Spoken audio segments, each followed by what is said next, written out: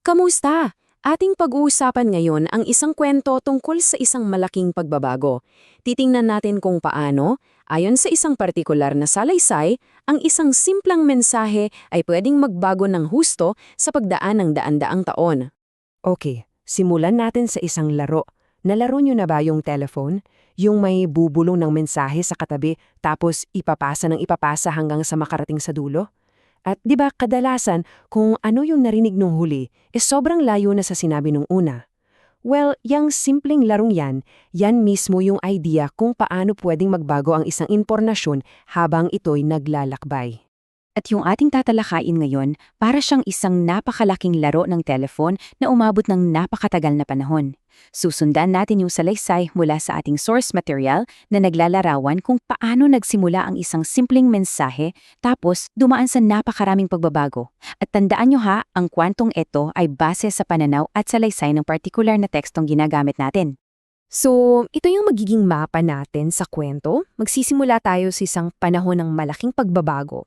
Titingnan natin yung mga kompromiso at pagbabago ng mga patakaran. Tapos, may aangat na isang bagong pinuno at aalamin natin kung bakit daw itinago yung mismong guidebook. At sa huli, titingnan natin kung ano ba talaga ang pinaka-importanting aral sa lahat ng ito. Sige, simulan na natin ha. Ayon dito sa ating source, ang pinakaunang malaking pagbabago raw ay nagsimula sa isang pakikipagkasundo o kompromiso. At ito raw mismo yung naging mitya ng lahat ng sumunod na pagbabago. So isinasalaysir dito sa teksto na noong panahon ni Emperor Constantine, biglang naging popular ang Kristyanismo. Pumasok na sa mga palasyo. Pero, ayon sa source, may kasabay to, yung mga kaugalian at paniniwala mula sa mga naunang relihiyon na tinatawag na paganismo, unti-unti raw pumasok at humalo sa simbahan. At sa huli, ang espiritu raw nito ang siyang naanay. Ang punto ng source dito ay, sa halip daw na manatiling tapat lang kay Kristo, ang simbahan hinangad daw nito yung pabor at suporta ng mga makapangyarihan sa mundo. At dahil sa paghahangad na to para sa impluensya at kapangyarihan, doon daw sila nagsimulang sumunod sa isang bagong sentro ng kapangyarihan. Ngayon, tingnan naman natin kung paano, ayon ulit sa teksto, yung kompromisong yon ay nagresulta sa mga, alam mo yun, mga partikular na pagbabago sa mga patakaran at paraan ng pagsamba.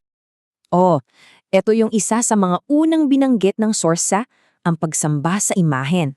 Ang paliwanag sa teksto, ginawa raw ito para mas madaling matanggap ng mga pagano yung Kristyanismo kasi pamilyar na sa kanila yung paggamit ng mga rebulto at imahen sa dati nilang pagsamba.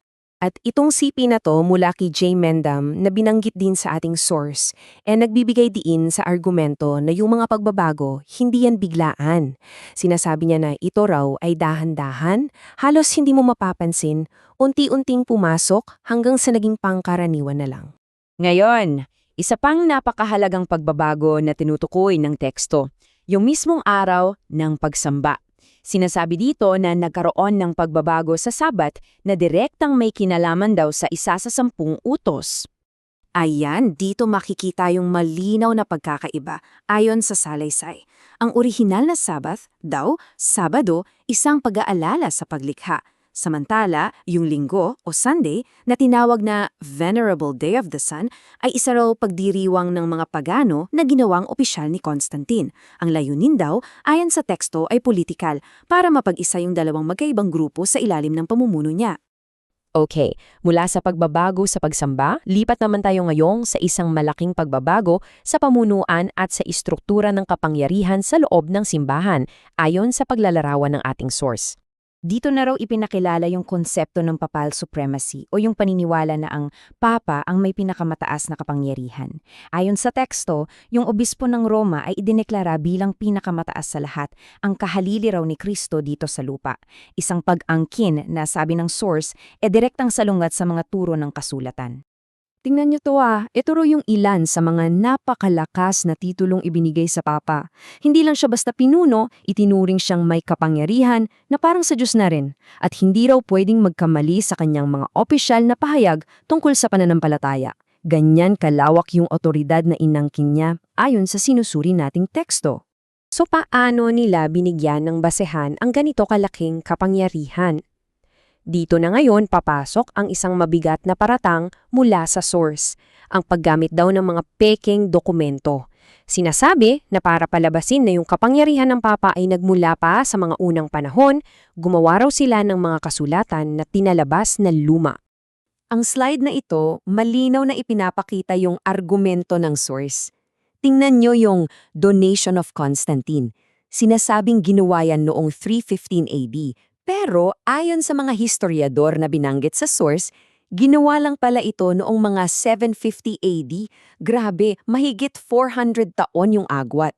Ito raw ayon sa source, ang patunay na yung basehan ng kapangyarihan ay itinayo sa pamamagitan ng pamemeke. At ngayon, punta naman tayo sa susunod na mahalagang punto sa salaysay ng source. Ano ang nangyari sa Biblia sa gitna ng lahat ng ito? Simple lang yung lohika na ipinepresenta ng teksto. Kung mababasa kasi ng mga tao ang Biblia, malalaman nila na yung mga bagong turo at yung kapangyarihan ng Papa, wala doon. Kaya, para mapanatili raw ang kapangyarihan, kinailangang ilayo sa mga tao yung mismong aklat na magbubunyag ng katotohanan. Grabe, napakatindi nitong sipi mula sa Konseho ng Toulouse noong 1229. Direkta nitong sinasabi na ipinagbabawal ang pagkakaroon at pagbabasa ng Biblia sa wikang naintindihan ng karaniwang tao. Ito, ayon sa source, ay isang malinaw na ebidensya ng pagsisikap na itago ang nilalaman ng kasulatan. Ngayon, buuin natin ang lahat ng ito. Ano nga ba ang pinaka-takeaway? Yung pinakamahalagang aral o konklusyon na gustong iparating ng tekstong ating sinuri.